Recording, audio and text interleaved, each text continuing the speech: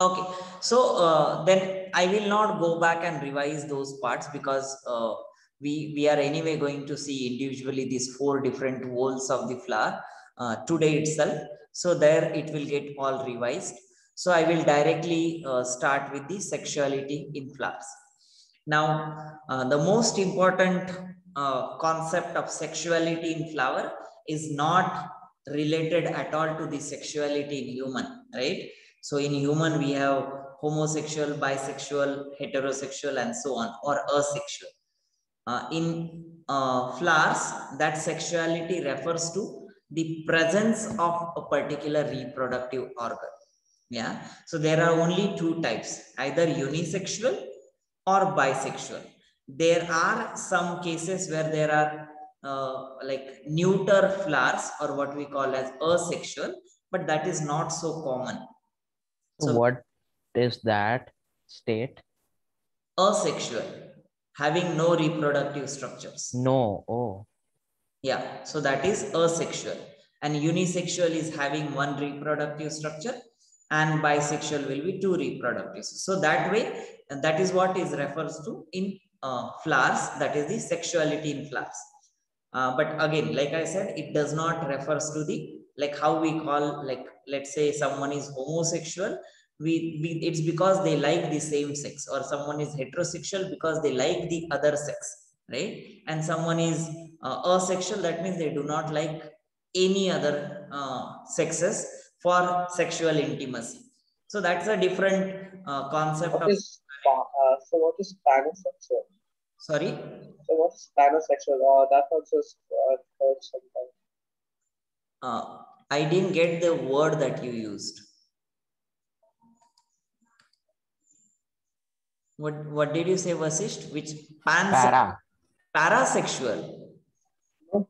Wait, I think it's pan, right? Not pan. Yeah, I mean there are that way quite a few sapiosexual, pansexual. These are all these different terminal. Especially I learned it while chatting with different individuals. People say I'm pansexual, or they say I'm sapiosexual. That means they like brains and so on. It's just a different concept. So yeah, the reason that I was telling you this is these 2 concepts of sexuality in flower and sexuality in human, they are totally different concepts. So we already know that the anthers of the stamen, they will produce the male gamete, and the ovaries of the carpel, which will have egg cells inside them, they will produce the female gamete. And now when both of these structure, the flower which contains both stamen as well as carpel, that means both reproductive structures are present in the same flower, that is what we call as bisexual flower, right? And that is what is totally different from what human sexuality refers to. So when both sexes are present in the same flower, that is called as bisexual. Bi refers to 2, and or it is also called as hermaphrodite. Again, hermaphrodite is one of the very common terminology which is used in living organism when they are able to have both sexes. Or for example, some of the worms, they can change their sex into from male to female or female to male, right? So these type of species, they are called as hermaphrodite. So in flower, because it has both of these like reproductive structures, they can also be called as hermaphrodite. And ultimately it is a perfect flower because it has all the 4 whorls, that is both reproductive structure, male and female, and of course the corolla and calyx, that is sepals and petals. So that means all 4 whorls are present in the same flower. That's why it is a perfect flower. Now, when there is only one of the reproductive structures present, that is, let's say either stamen or carpel, that will be called as unisexual, or it will also be called as incomplete or imperfect because it does not have all the 4 whorls, and that is why it is called as incomplete or imperfect flower. On the contrary, this can also be called as perfect flower. Perfect or complete flower. So when only one gamete or one reproductive structure is present, that will be called as unisexual or incomplete or imperfect flower. Most of the bisexual flower that you know of, like Adil just showed hibiscus, that is a perfect flower because it has style stigma ovary as well as the stamen, that is anther and filament in the same flower. So it is a bisexual flower. While unisexual flower is the example is papaya and palm. If you have ever observed carefully the papaya plant, you would have seen that some of the papaya plants, they never produce any fruits. The reason being, they are male papaya plant. And if it is a female papaya plant, that means they have the female flowers, then they are the only ones which are able to produce the fruits. So like if at all you come across a papaya plant which does not produce fruit for a year or two or until the plant is dead, then that means it is a male plant of papaya. So that is a very common example that we see around. Now the unisexual flower which has only, Sir, yes, so fruit producing papaya plants are female, right? right. Okay.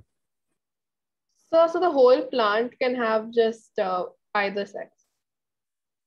Yeah, But then, like, sir, pollination must be so hard in such flowers, right? correct. So that is Why? because the male plants, they have to be there, no?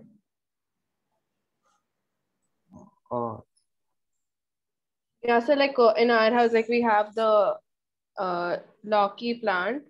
So in that, like it very rarely gets pollinated because like because the flowers are separate. Yeah. I'm not sure if the plants are separate, but like yeah. Also, yes, one of the very common phenomena that you see, let's say Karela plant or all those gods, right? Yeah. That family of plant, some of the flowers, they just grow and they fall off.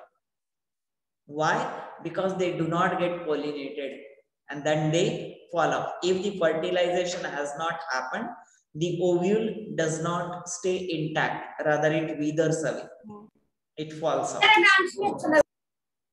So, Sir, I have seen a hibiscus around here that has been there for months and it has kept on growing more and more rolls of petals. It's very thick now. right. But in some cases, the flowers, they generally fall off. Right? Like hibiscus for that matter, or rose for that matter. Rose plants, you will not see they will form any seeds at all or fruit at all. Or hibiscus also, you will rarely see them forming seeds. That's why you cut the branch and put it. Correct. So that's what is called as vegetative propagation. That means through a non-sexual way, you are reproducing the same plant. So that is vegetative propagation. Okay, so coming back, so the unisexual flower which contains only stamen, that is only the male reproductive structure, they are either called as male flower or they are called as staminate flower. And the unisexual flower which contains only carpels, that is only female reproductive structure, they will be called as female flower or they are also called as pistillate flower. So we have two categories, mainly unisexual and bisexual. Unisexual is divided into two types further, that is staminate flower and pistillate flower. So this is the whole classification based on the sexuality of the flower. And the last type which I mentioned, the flower in which the male and female reproductive organs are absent. That means it is just sepals and petals, that kind of structure. They will be called as neuter flower. Yes, Anavi? So then, sir, like these neuter flowers, they never give fruits. No. So the example that is given here is the ray florets of sunflower. Now I'm sure you have seen what we call as sunflower, but the ray florets refers to the side flowers that is with the sunflower. So ray florets of the sunflower. So let's say, for example, this one, yeah. So this part is having the seeds, right? But these ones, the petal looking like structure, rather these ones that you see here at the edge, which is more looking like a bud here now. So these are called as the ray florets of the sunflower. I don't know, here it is more, no, but this is already gone away. But what you see here at the edge is nothing but the ray floret of the sunflower. And that is what, yeah, you can see it here clearly. Yeah. Yeah. So these are the asexual, and these are actually individual flowers in the sunflower. Like we have seen in also, at the center we have one flower, not one flower, but there are 2 or 3, and then the bracts are surrounding. Something similar is the case with the sunflower. So there are quite many flowers, and we consider sunflower as one flower. Yeah. So why does it have so many petals? Why, as in? Like if the flowers are inside, then all the flowers share the same petals. It's usually a process of adaptation. I don't know the exact reason why it has to happen like this only, but it's just the adaptation, I guess, that sunflower has gone through over the time. So those orange things are neutral flowers. Yeah. But aren't there sunflower seeds? Yeah, so that is what the inner part is, the seeds. Oh. Not full of the flowers. The whole sunflower is not neutral. So each of these of those florets like turns into a petal, right? Those orange things. Yeah. So the other things are just for attraction of insects. They are just accessory things. But they are still flowers only. Yeah, they are still flowers only. Okay, I guess someone else also has raised hand. May I know who is it, or anyone just can go ahead? Okay, Ananya? Yeah, so the ray florets are basically flowers. Yeah. So then do they die because they don't have the organs, or what do they do? Yeah, they obviously will die. Die as in they'll just wither away. That means they will fall off from the main flower.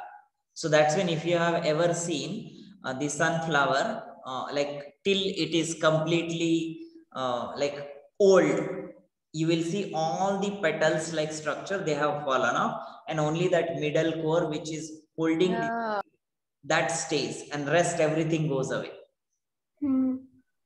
So that is the example there. Okay. And even the center part slowly dries and falls. Yes, and that is what we eat sometimes. Like seeds, right? Yeah, the salted version of those seeds. Very tasty they are. Just there is too much of what we say, pain to open them up. Okay, so that is the sexuality. So I have a question. Yes. So then the neuter flowers, how do they like reproduce, and how do they grow again? They don't. It's the same like in case of unisexual flower also. Like if they don't fertilize, they just die. But then there are like multiple of them. Yeah, so but the purpose of neuter flower is obviously not to produce new generation. It is only to help in the accessory. 1 minute, people. Class 9. Class 9B, I don't know. A. Sir, how could you forget our section? I honestly don't remember which is A and which is B. Even with my own class, I forget that. I am the class teacher of it. One of the class 10B, and I always forget which is 10B and 10. Like I am so engrossed. Are you sure it's 10B? Yeah, that much I know. Okay, some people have very bad, sir. Very bad. No, not at all bad. Your identity is not 10A or 10B or 9A or 9B. Your identity. Sir, in school you would know. Pakka. When I see you people in person, I will remember. Now I don't think it's seen in person. I think it's just fine outside the class. You know, nowadays people ask me, okay, this person is in 10A. And then I say, okay, I don't know that 10A or 10B part, but I know about that person. So that much I know for sure. Yeah. Okay, some people have again raised hand. So why don't you just go ahead and ask questions? Who is it? Yeah. Sir, I wanted to ask that male and male and neutral flowers don't produce any more offsprings, only female. Male flower is required for reproduction of female flower. Yeah. Right? So as such, male flower will not produce any fruits. And same is the case with the neuter flower, because it does not have any reproductive structure. It will not produce any fruit itself. So, but like in the neutral flower also, there are both the male and the female parts. And when there are different flowers of male and female, the male part is carried from to the female, which is the reason for the offspring. And in neutral also, there are both male and female. Then why does it not reproduce? No. Here you are missing a word, probably absent. Oh, okay. Both male and female, they are absent. The organs, they are absent. So even in case of like, again, if I can take that example of human beings, right? We also have some people who are neuter people, right? That means they don't have sexual identity. Neither they have female genitals, nor they have male genitals. We call them neuter. In common language, there are various names, which we don't want to call them here in the class for sure, and with due respect, of course. But there are in human also, there are neuter people, which does not have any reproductive structure, neither female or nor male. Yes, again, quite a few have raised hand. Go one by one. Who is it? I can't see. There is also a type of flower that's only there for decoration, right? Yeah, but then they can be either of this type. They can be bisexual or unisexual or neuter. Okay, sir. So actually, a bisexual flower is not a neuter flower. No, bisexual flower is a complete flower. It has both the parts. It can follow the process of fertilization. And neuter flower does not have any reproductive structure. So obviously it cannot follow any fertilization procedure. So bisexual flower that way is very, very helpful, and it's around us always. There is a rare chance, at least I don't know, apart from ray florets, I don't know of any other neuter flower as such. And of course, if we Google it, we will find probably quite a few, but still that may not be so common. Okay, so I hope no one else has question and we can move forward.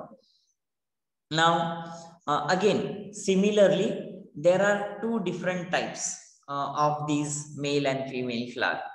If that is specifically the unisexual flower, that is monoecious and dioecious. Monoecious, it means male and female flowers, they grow on the same plant. Same plant, if they have the both male as well as female flower, that is called as monoecious plants. And again, example is your cucumber, pumpkin, and maize, right? And the same thing I gave as an example, the flowers which does not fertilize, they must be either male flower or they are not pollinated at all. And those flowers in these cases, like pumpkin or cucumber, you would have seen them fallen off. And the others which are female flower and then they are fertilized, they stay there and they form a fruit of cucumber or pumpkin, whatever plant that is. So that is monoecious, which means on a single plant, there will be male flower as well as there will be female flower separately.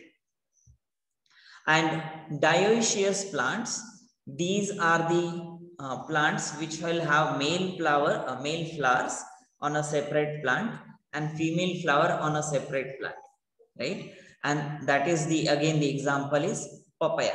So that is example of unisexual flower as well as the example of dioecious, where the variety of male is only on one, or male flowers, they are only on one plant, which will not have any female flower, and the otherwise the other plant will have only female and no male flowers.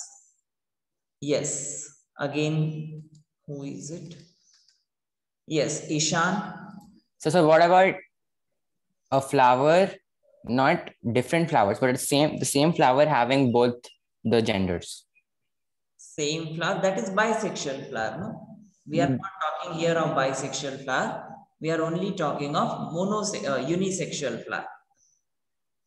Okay. And unisexual flower has these two types. So the first one is bisexual plant. The second one is homosexual plant. Yeah, or we lost your voice. So the first one I is, can't hear you, Ishan. you can't hear. Hello? So we can hear. I can hear you. I can hear He you. lost his voice. I too. can hear No, him. I can hear Can you Ishan. not hear any of us? Or I can't hear anyone. You can't hear it. Yeah, he cannot hear any of us. Oh, actually, Not I can even see right quite now. a few of you muting, but I don't hear anyone's voice. Very strange. Yeah, sir, it's your problem, kind of. Try rejoin. I know you won't be Okay. able to hear me right now. Let So me why you just speaking? see. Are you able to hear me? Oh, okay. But I can't hear you people. Very strange.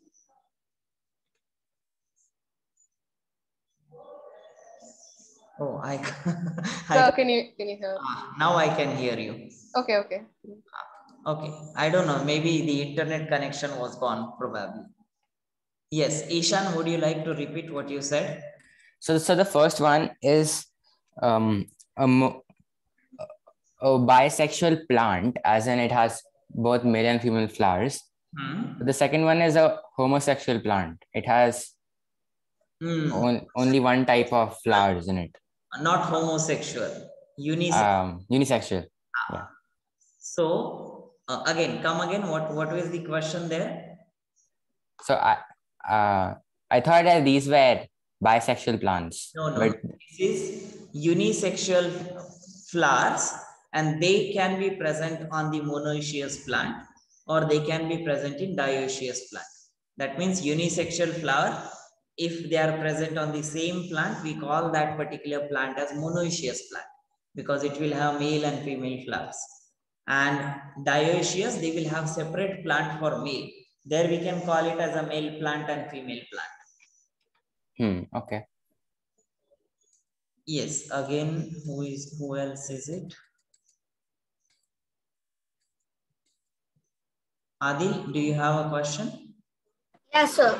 For the dioecious, so basically, does it mean that there are for palm? So there is one male palm plant and female palm plant. Yes. So there will be a male palm plant and there will be female palm plant. They will be separate. And the male one will have only male flowers, that is with the anthers and filament, that is the staminate flowers. And the female plant will have only carpellate or pistillate flower, that is the with style stigma over.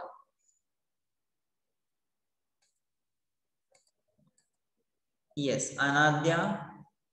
Sir, I remember that like in 6th or something, we were taught about monocotyledon and dicotyledon plants. So is monoecious and dioecious related to that, or is it a completely different thing? Completely different thing. Okay. That is referring to the cotyledons, that is the layers around the seed. If it is single cotyledon, we call it monocotyledonous, and that is dependent on the what type of ovary it is. Okay, so it's not related to this. Not related at all. Okay. Yeah. So that way you will find quite a few words which will involve this mono and di terminology in biology, right? Like for example, monohybrid, dihybrid, that way, which is related to plant, but not related concepts as such. Okay, got it. Okay, anyone else has any other question? Okay, so if there are no questions, we can move forward. So now we will just have a brief overlook at individually these structures, right? We know quite a lot of it already, and you have studied it earlier as well in the earlier classes. So calyx is usually, there are 5 sepals.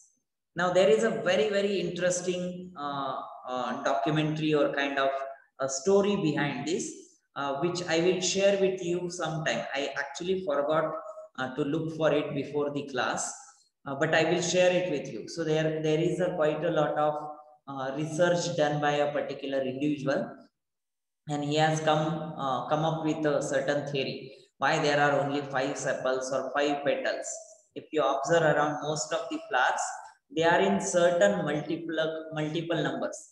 So like that champa also has 5 or 6, or the sepals, they are usually 5.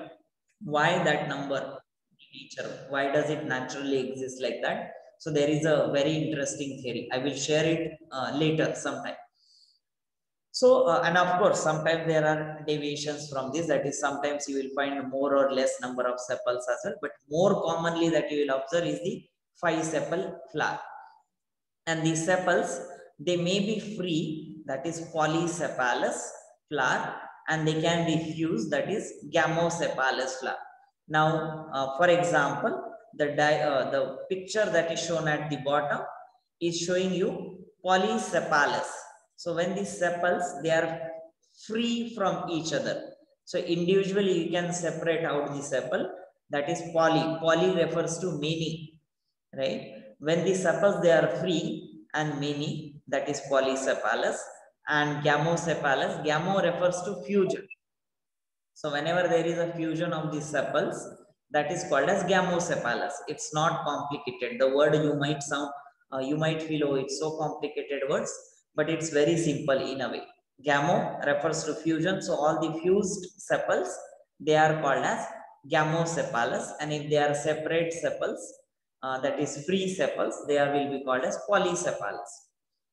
Now, sometimes in hibiscus-like plant, you might see a second series of sepals. So if you observe this diagram carefully, this is the green part, which is one sepal, which is gamosepalous, which is fused with each other. But there is this tiny sepals that is coming out at the base of the flower. That particular sepal is called as episepals. That is we have no second version of it or smaller version of the sepal. That is nothing but the episepals. And collectively again, these sepals, they are called as epicalyx. So individually this will be episepal, and collectively that will be called as epicalyx. And this will still be individually sepal, and collectively they will be called as calyx. So this lower version is epi, and upper version is the normal sepals and calyx. Now, when the flower they open, the sepals may fall off or they may persist. Like in some cases, the sepals, they might just like go away as in they fall off, or they might persist with the flower, or even until the fruit formation. Depends on what is the function of particular sepal or calyx in that fruit formation. Usually sepals are green in color, right? And if they are brightly colored, and if these sepals are brightly colored instead of green, then they are called as petaloids, because they are more like petals, so they are called as petaloids. Now, for example, in case of gulmohar, I assume again quite a lot of you would have seen the gulmohar tree, which is very abundant in campus, Sahyadri campus, and it is also called as flame of forest plant. The reason being, because if you look at the gulmohar from far, especially in the forest, you feel like the forest is on fire, especially in that particular area, because it will be all red. So that is gulmohar, and it has these brightly colored like sepals. So that way they are called as petaloids. The function of these calyx or sepals is obviously because it is green. so it will perform the photosynthesis function. And of course, when it is in young stage, the flower is in young stage or bud stage, it will protect the flower from any other external like factors. So that is the calyx. Okay, any question here, anyone on this slide? This was kind of revision, except these few terminologies which might be new to you, like polycephalus, gamocephalus, epicephalus, epicalyx, and the petaloid. I guess rest everything you already know. Yes, Anadya? Yeah, sir. So in the function, so do they also perform photosynthesis when they're covering the bud? Yes. So most of the green structures in the plant, they are green because they have chloroplast, right? The moment they have chloroplast, that means they are going to perform photosynthesis. So in whichever stage, whether younger stage or older stage, they will always perform the photosynthesis function. Okay. Ishan?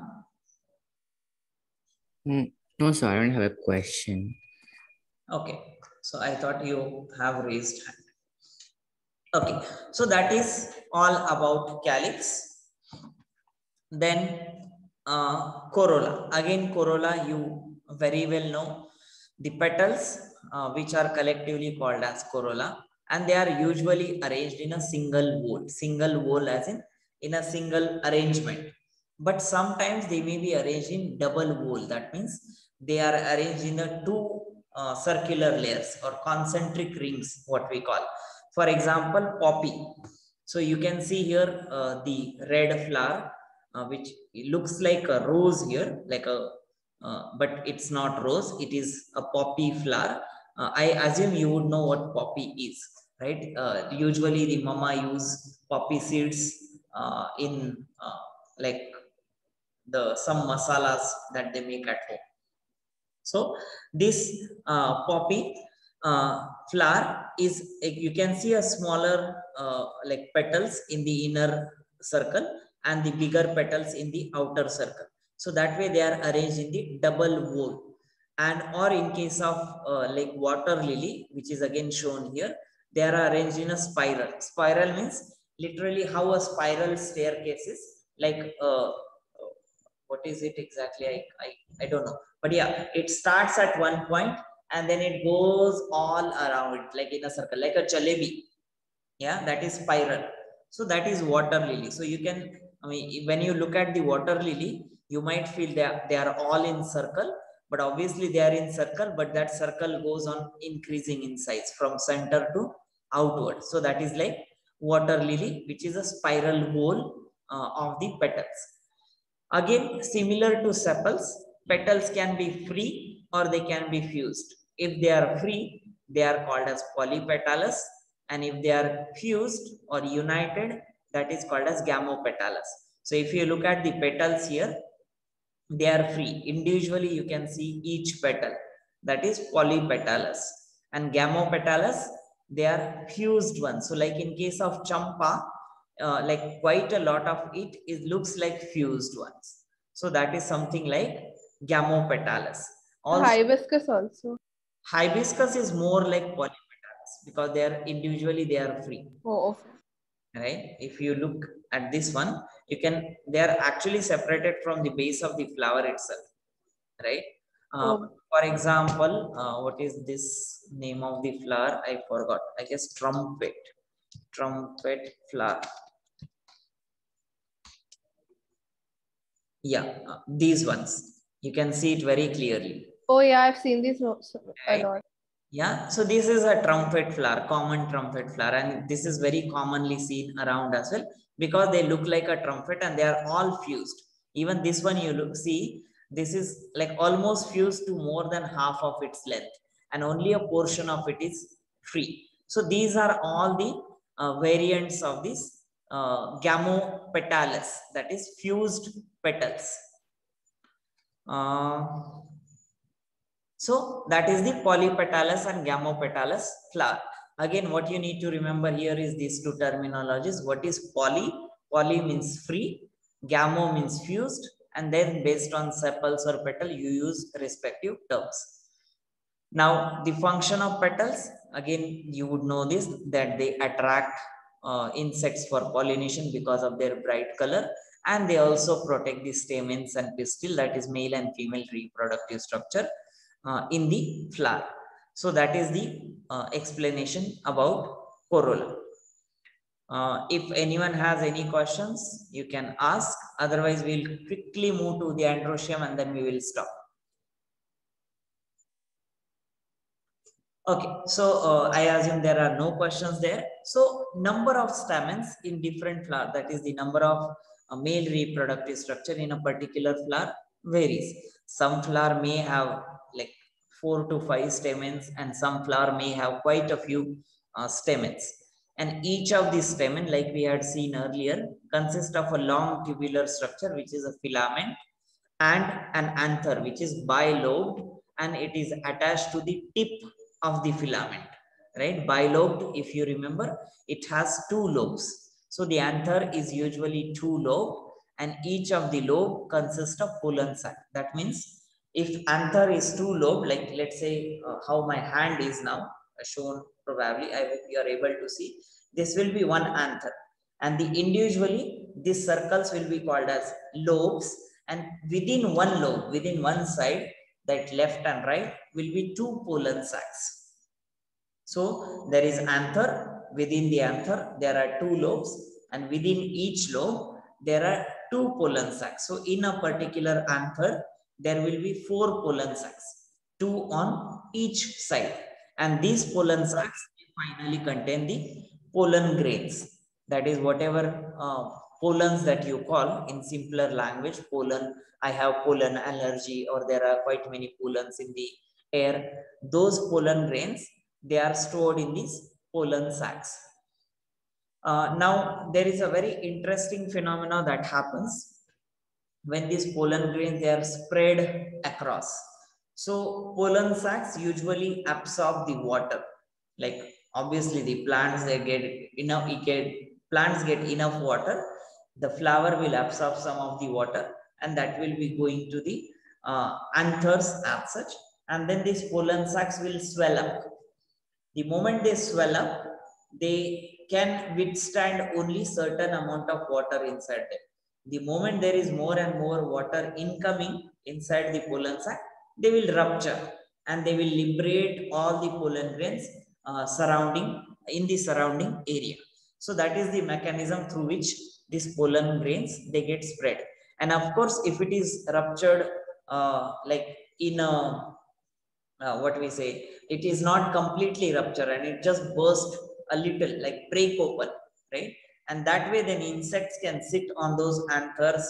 The anther or the pollen grains will stick onto the legs of these insects, and because the insects, they fly around different flowers, they will keep carrying these pollen grains to all these different flowers.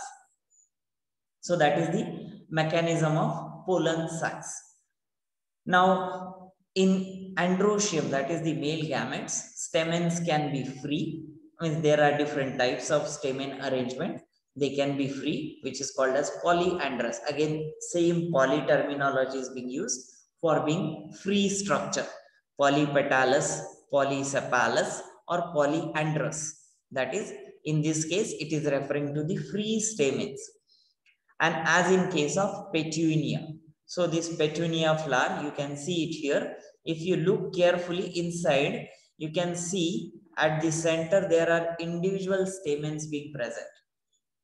And actually, you can see here probably four of them at least very clearly, where the anthers are visible and they are completely separate from each other. So that is polyandrous petunia flower.